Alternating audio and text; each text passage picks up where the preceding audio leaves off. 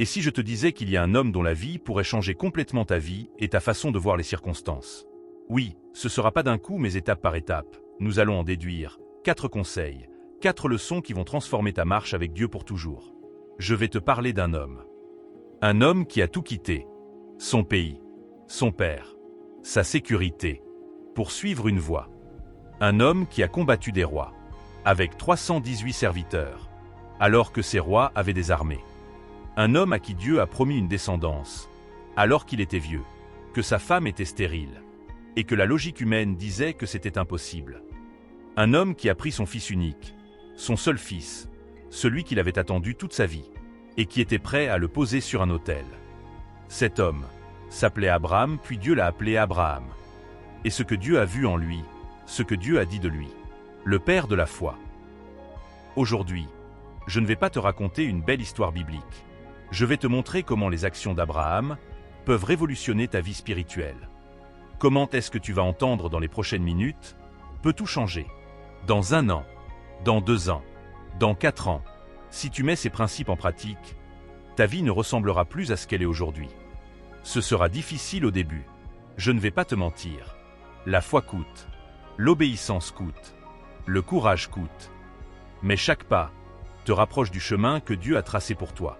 Et quand tu regarderas en arrière dans quelques années, tu comprendras pourquoi chaque épreuve en valait la peine. Reste jusqu'à la fin, parce que le dernier conseil est peut-être le plus important de ta vie. Qui était Abraham avant que Dieu le choisisse? Pour comprendre la foi d'Abraham, il faut comprendre d'où il venait. Abraham vivait à Ur des Chaldéens, une ville prospère, une ville où son père Téra servait des dieux étrangers, plusieurs dieux, des idoles. Et dans cette ville, dans cette culture d'idolâtrie, Dieu a parlé à Abraham. Genèse 12, verset 1. L'Éternel dit à Abraham, « Va-t'en de ton pays, de ta parenté, et de la maison de ton père, dans le pays que je te montrerai. Va-t'en, pas voilà où tu vas, pas voilà le plan détaillé, pas voilà la carte du chemin. Va-t'en. » Et Abraham est parti. Hébreux 11, verset 8. C'est par la foi qu'Abraham, lors de sa vocation, obéit et partit pour aller dans un lieu qu'il devait recevoir en héritage, et qu'il partit sans savoir où il allait. Sans savoir où il allait. Voilà le premier portrait de cet homme. Il n'avait pas toutes les informations. Il n'avait pas de plan sur 5 ans. Il n'avait pas la garantie que tout allait bien se passer. Il avait une voie. Et il avait fait confiance à cette voie. Et ça, c'est le fondement de tout ce que nous allons voir aujourd'hui. Leçon 1. La vraie richesse peut venir de Dieu. Commençons par quelque chose que beaucoup ne réalisent pas en tant que chrétiens et que certains préfèrent ignorer. Tu peux être riche et puissant. Si tu penses que la richesse est un sujet dont tu ne peux même pas parler, on doit parler mon frère. Ma sœur, tu es dans une grande erreur. Abraham était riche, très riche, des troupeaux, de l'argent, des serviteurs, plus de 318 serviteurs, de nombreux biens. Genèse 13, verset 2. Abraham était très riche en bétail, en argent et en or. Très riche. Et cette richesse venait de Dieu. Pas d'une arnaque, pas d'une tricherie, pas d'un compromis avec le monde. De Dieu. Et voici ce qui est remarquable. Quand le roi de Sodome lui a offert de garder les biens récupérés après la bataille, Abraham a refusé. Genèse 14, verset 23. Je ne prendrai rien de tout ce qui t'appartient, pas même un fil ou un lacet de soulier, afin que tu ne puisses pas dire « J'ai enrichi Abraham ». Je ne prendrai rien. Réfléchis à ça. Abraham venait de combattre des rois. Il avait gagné. Les biens étaient là. C'était légitime de les prendre. Et il a dit non. Pourquoi? Parce qu'Abraham savait quelque chose. Il savait que sa bénédiction venait de Dieu. Et il ne voulait pas que quiconque puisse un jour dire « C'est moi qui ai enrichi Abraham ». Il protégeait la gloire de Dieu dans sa vie. Et ce que Dieu a vu dans ce geste, il l'a récompensé. Genèse 15, verset 1. Après ces événements, la parole de l'Éternel fut adressée à Abraham dans une vision. « Ne crains point, Abraham. Je suis ton bouclier, et ta récompense sera très grande. » Ta récompense sera très grande. Voilà le principe. Quand tu refuses de compromettre la gloire de Dieu pour des gains immédiats, Dieu devient lui-même ta récompense. Ce que ça veut dire pour ta vie. Il y a des sources d'argent qui semblent bonnes, des offres qui semblent attractives, des opportunités qui semblent légitimes, mais qui te demanderaient de compromettre ton intégrité. qui te demanderait de cacher d'où vient ta bénédiction, qui te demanderait de faire croire que ta réussite vient des hommes, et non de Dieu. Abraham dit non à ça. Et Dieu lui dit, ta récompense sera très grande. La vraie richesse peut venir de Dieu. Une richesse honnête, une richesse propre, une richesse dont tu n'as pas honte, une richesse sur laquelle tu n'as pas à mentir. Proverbe 10, verset 22. C'est la bénédiction de l'Éternel qui enrichit, et il n'y joint aucune tristesse. Sans tristesse, pas de dette cachée, pas de nuit sans sommeil à cause de ce qu'on a fait pour l'obtenir, pas de compromis qui ronge la conscience. La bénédiction de Dieu enrichit, et il n'y joint aucune tristesse. Ce que tu dois faire maintenant, examine les sources de ta provision, pas pour te culpabiliser, mais pour être honnête. Est-ce que ce que tu fais pour gagner ta vie te permet de dire « ma bénédiction vient de Dieu » ou est-ce qu'il y a des zones de compromis que tu dois régler? Si tu veux que dans 1 an, 2 ans, 4 ans, ta vie financière ressemble à celle d'Abraham, commence aujourd'hui à protéger la gloire de Dieu dans tes finances. Sois honnête, sois intègre, et fais confiance que Dieu peut pourvoir, même dans les zones désertiques, même quand la logique dit que c'est impossible. Leçon 2. L'obéissance ouvre des portes que la logique humaine ne peut pas ouvrir. Maintenant parlons d'obéissance. Abraham ne voyait pas le plan de Dieu. Quand Dieu lui a dit de partir, il ne savait pas où il allait. Quand Dieu lui a promis une descendance, il avait presque 100 ans. Quand Dieu lui a demandé d'offrir Isaac, il ne comprenait pas. Mais à chaque fois, Abraham a obéi. Et à chaque obéissance, une porte s'est ouverte. Une porte que la logique humaine n'aurait jamais pu ouvrir. Pense à ça. Si Abraham avait attendu de comprendre avant de partir, il ne serait jamais parti. Si Abraham avait attendu d'avoir la logique de la promesse avant de croire, il n'aurait jamais eu Isaac. Si Abraham avait attendu de comprendre pourquoi Dieu lui demandait son fils, il n'aurait jamais vécu ce moment de Moria. Chaque fois qu'Abraham a obéi sans comprendre, Dieu a fait quelque chose d'extraordinaire. Hébreux 11, versets 17 et 18. C'est par la foi qu'Abraham, mis à l'épreuve, offrit Isaac, et que celui qui avait reçu les promesses offrit son fils unique. Celui qui avait reçu les promesses. Abraham savait ce que Dieu avait promis, et la demande de Dieu semblait contredire la promesse. Comment la descendance pouvait-elle venir d'Isaac, si Isaac était mort? Abraham ne comprenait pas, mais il a quand même obéi. Et voici ce qu'il pensait. Hébreux 11, verset 19. Estimant que Dieu est puissant pour ressusciter même les morts. Il estimait que Dieu était puissant, même pour ressusciter les morts. Sa foi était plus grande que son incompréhension. Ce que ça veut dire pour ta vie. Il y a des choses que Dieu te demande en ce moment. Des choses que tu comprends. Et des choses que tu ne comprends pas encore. Des pas que tu vois clairement. Et des pas qui sont dans le brouillard. La question n'est pas « est-ce que je comprends tout ?» La question est « est-ce que je fais confiance à celui qui me demande de marcher ?» Parce que l'obéissance n'attend pas la compréhension. L'obéissance dit « je ne vois pas tout, mais je connais celui qui voit tout. Et je marche. » Et quand tu marches, des portes s'ouvrent. Des portes que ta logique n'aurait jamais trouvées. Des connexions que ton réseau n'aurait jamais créées. Des opportunités que ton intelligence n'aurait jamais imaginées. Parce que Dieu travaille dans l'obéissance. Il ne travaille pas dans l'attente que tu comprennes tout. Il travaille quand tu fais confiance et que tu avances. Et que te reste-t-il à faire maintenant? Il y a probablement quelque chose que Dieu te demande en ce moment. Quelque chose que tu as remis à plus tard. Quelque chose que tu as mis de côté parce que tu ne comprends pas encore pourquoi. Fais ce premier pas. Pas tout. Le premier pas. Parce que c'est dans ce premier pas que la porte commence à s'ouvrir. Et dans 1 an, quand tu regarderas derrière toi, tu comprendras pourquoi ce premier pas a été crucial. Leçon 3. Sois courageux. Prends de grandes décisions. Commence même si c'est difficile. Maintenant parlons de quelque chose qui change tout. Le courage. Abraham n'évitait pas les défis. Il les affrontait. Quand ces gens ont été pris en captivité, il aurait pu dire « C'est trop dangereux. Ces rois sont trop puissants. Je n'ai pas assez de monde. Je vais attendre que ça se règle tout seul. » Il n'a pas dit ça.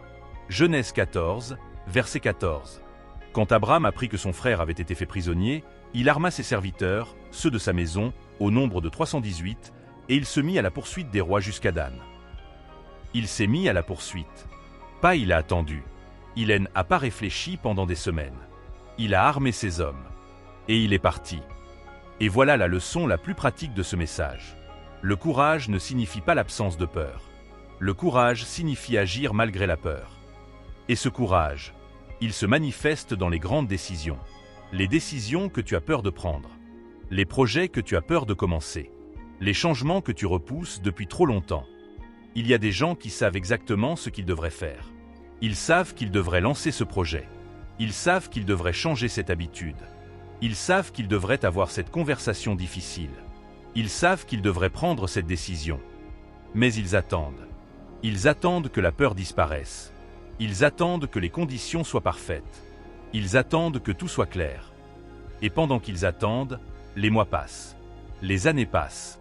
Les opportunités passent. Abraham n'a pas attendu. Il a vu le problème. Il a évalué ses ressources. Et il est parti. Et tu sais ce qui aurait pu arriver s'il avait attendu? Son neveu Lot aurait peut-être fini esclave pour toujours. L'inaction a des conséquences, parfois plus graves que l'action imparfaite. Ce que ça veut dire pour ta vie. Il y a quelque chose en ce moment que tu sais que tu dois faire. Un projet, une décision, un changement, un pas vers quelque chose de grand. Et tu as peur. Peut-être que le projet semble trop grand. Peut-être que tu n'as pas toutes les ressources. Peut-être que les obstacles semblent insurmontables. Mais voilà ce que je veux te dire. Abraham avait 318 serviteurs. Les rois avaient des armées entières. Humainement, c'était une défaite assurée. Et il est quand même parti. Parce qu'il savait quelque chose. Il ne combattait pas seul. Et toi non plus. Josué 1, verset 9. Ne t'ai-je pas donné cet ordre? Fortifie-toi et prends courage.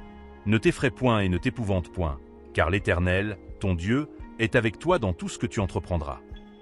Dans tout ce que tu entreprendras. Alors entreprends. Lance ce projet. Prends cette décision. Commence ce changement. Ose ce grand pas. Ce ne sera pas parfait au début. Abraham n'était pas parfait non plus. Mais il a commencé. Et Dieu a travaillé dans son commencement imparfait. Les 3 questions à te poser. Première question.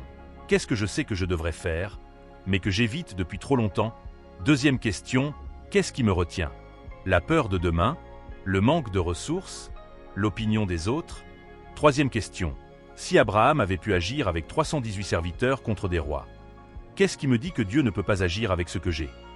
Dans 1 an, si tu commences aujourd'hui, ta situation ne sera plus la même. Dans 2 ans, le changement sera visible. Dans 4 ans, tu regarderas en arrière et tu seras reconnaissant d'avoir eu le courage de commencer. Mais si tu n'oses pas, dans 4 ans tu seras exactement là où tu es aujourd'hui. Et tu te demanderas toujours ce qui aurait pu arriver, si tu avais osé. Ose. Leçon 4. Garde la foi même dans les saisons les plus douloureuses. Et maintenant, la leçon la plus profonde, la plus difficile et la plus nécessaire. Pense à ce qu'Abraham a vécu. Il avait attendu des décennies pour avoir un fils. Des décennies de prière. Des décennies d'espoir. Des décennies de nuit où il regardait le ciel et comptait les étoiles, en se demandant quand la promesse allait se réaliser. Et quand Isaac est finalement né, quand la joie est finalement arrivée, Dieu lui demande de le reprendre. Genèse 22, verset 2. Dieu dit, « Prends ton fils, ton unique, celui que tu aimes, Isaac. Va-t'en au pays de Morija, et là offre-le en holocauste. Ton unique, celui que tu aimes. » Imagine le cœur d'Abraham cette nuit-là. Imagine ce qu'il a ressenti quand Sarah lui a dit au revoir. Quand elle lui a donné sa bénédiction, sans savoir qu'il ne reviendrait pas avec leur fils. Imaginez les 3 jours de marche vers Moria. 3 jours. 3 jours à regarder son fils. À lui parler. À savourer chaque moment. À porter un poids que personne ne pouvait comprendre.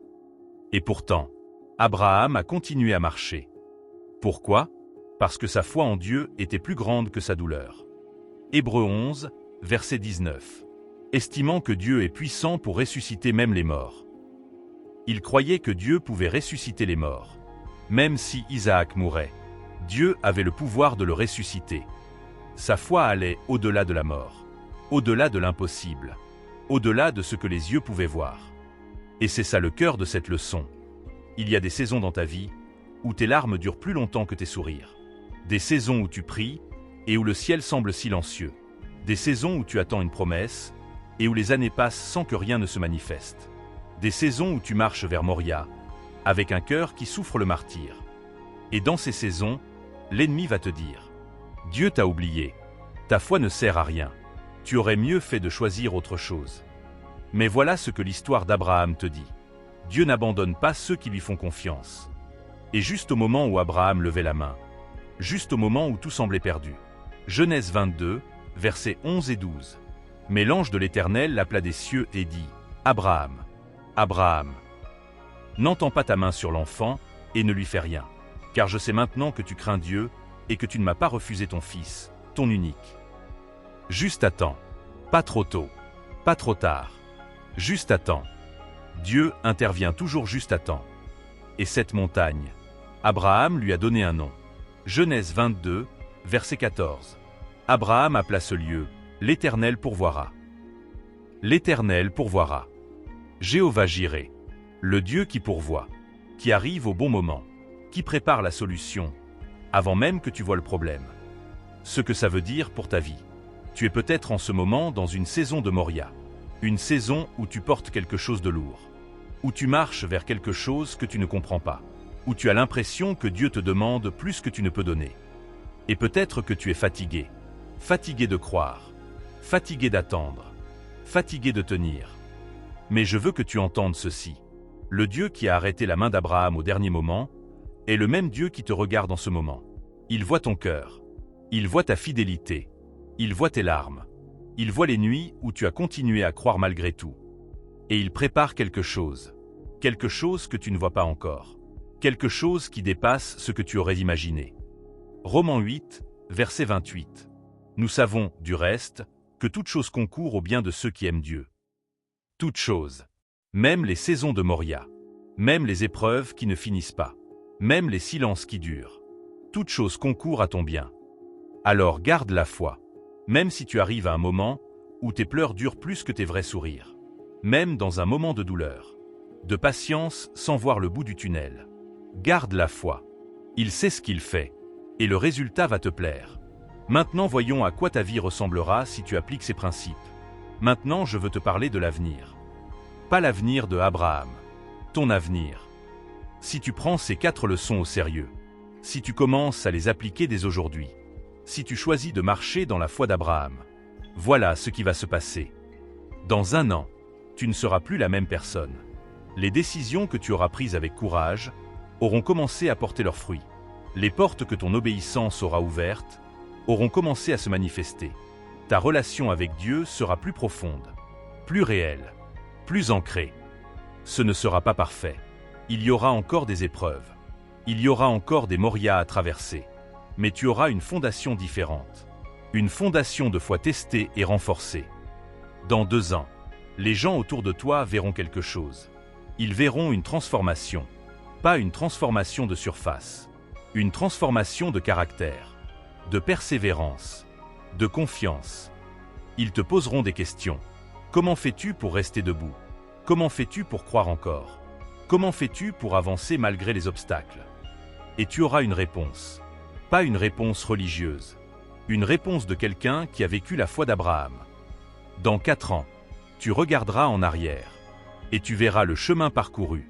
Tu verras des portes ouvertes que tu n'aurais jamais pu ouvrir seul. Tu verras des bénédictions que tu n'aurais jamais imaginées. Tu verras des victoires sur des géants que tu pensais imbattables. Et tu comprendras pourquoi Dieu t'a fait tomber sur cette vidéo. C'était pas un hasard. Tu comprendras pourquoi Dieu t'a demandé ce premier pas difficile. Tu comprendras pourquoi les épreuves étaient nécessaires. Tu comprendras pourquoi la foi en valait la peine. Et comme Abraham qui a donné un nom à la montagne, tu auras toi aussi un nom à donner. Un nom pour chaque moment où Dieu a pourvu. Un nom pour chaque victoire. Un nom pour chaque porte ouverte. L'Éternel pourvoit. Jéhovah Jireh. Je te l'assure, le combat sera difficile. Mais tu n'es pas seul. Je veux être honnête avec toi. Ce chemin ne sera pas facile. Abraham n'a pas eu une vie facile. Il a quitté son pays. Il a vécu des années d'attente. Il a traversé des conflits. Il a porté le poids de Moria. Et toi aussi tu traverseras des choses difficiles. Des moments où tu voudras abandonner. Des moments où la foi semblera impossible. Des moments où les circonstances sembleront crier que Dieu est absent. Mais voilà ce que tu dois retenir. Dieu a dit à Abraham, Je suis ton bouclier. Et il te dit la même chose en ce moment. Je suis ton bouclier. Quand les attaques arrivent, quand les critiques s'accumulent, quand les obstacles semblent insurmontables, je suis ton bouclier. Et ta récompense sera grande. Ta récompense en termes de relation avec Dieu, de paix intérieure, de certitude que ta vie a un sens, de succès, de richesse, de joie qui ne dépend pas des circonstances. C'est ça la vraie récompense. Alors avance, avec la foi d'Abraham, avec le courage d'Abraham, avec la confiance d'Abraham, et avec la certitude que le Dieu qui a accompagné Abraham t'accompagne aussi. Chaque jour, chaque pas, chaque Moria. Ces 4 leçons sont à mettre en pratique dès aujourd'hui. Avant de terminer, je veux récapituler les 4 leçons, parce que je veux que tu les portes avec toi. Leçon 1. La vraie richesse peut venir de Dieu. Protège la gloire de Dieu dans ta vie financière. Sois honnête, sois intègre, et fais confiance au Dieu qui pourvoira. Leçon 2. L'obéissance ouvre des portes que la logique ne peut pas ouvrir. Ne laisse pas l'incompréhension te paralyser. Fais le premier pas. Marche dans l'obéissance. Et regarde Dieu ouvrir ce que tu n'aurais jamais pu ouvrir seul. Leçon 3. Sois courageux. Prends les grandes décisions. Commence dès maintenant. N'évite pas les grands défis.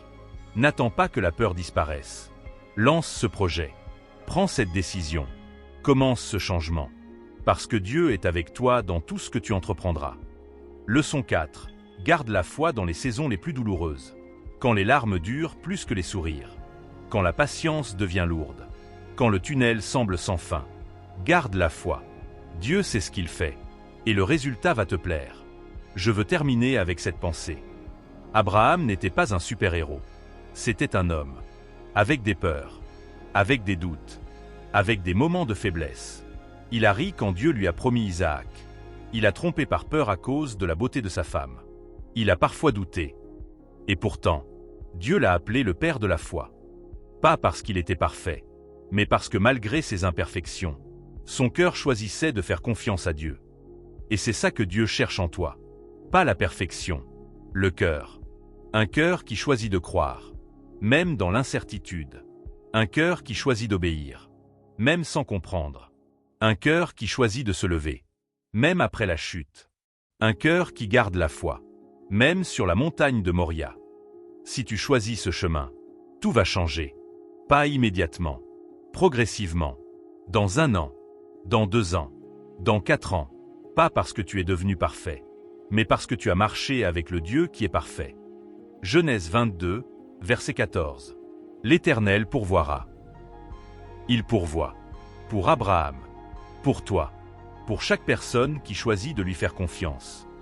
Commence aujourd'hui. Fais le premier pas, prends la première décision. Ose le premier courage. Et dans quelques années, tu auras toi aussi une montagne à nommer. L'Éternel pourvoit. Amen. Maintenant j'ai besoin de quelque chose de toi. Écris dans les commentaires. Tout va changer en bien. Parce que cette déclaration a du poids. Elle dit à toi-même que tu as décidé. Elle dit à Dieu que tu lui fais confiance. Et elle peut encourager quelqu'un d'autre, qui regarde cette vidéo en ce moment, et qui en a besoin. Et dis-moi, laquelle de ces 4 leçons te parle le plus en ce moment? Est-ce la leçon sur la richesse, l'obéissance, le courage de commencer, ou garder la foi dans l'épreuve? Dis-le-moi dans les commentaires. Je lis chaque commentaire. Partage cette vidéo avec quelqu'un qui traverse une épreuve, avec quelqu'un qui a abandonné ses rêves par peur, avec quelqu'un qui a besoin de savoir que la foi d'Abraham peut aussi être la sienne. Et explore les autres vidéos de cette chaîne. Chaque vidéo est une étape de plus. Chaque enseignement est une lumière supplémentaire. Chaque prière est une porte qui s'ouvre. Abonne-toi, active la cloche et reviens chaque semaine, parce que nous marchons ensemble. Et ensemble, nous allons vers la destinée que Dieu a préparée pour chacun de nous. Tout va changer. Pas peut-être. Pas si tu es chanceux. Tout va changer si tu choisis de croire. Comme Abraham a choisi de croire. Que Dieu te bénisse. Que sa foi t'envahisse. Que ta montagne de Moria devienne ta montagne de victoire. Tu es chez toi ici.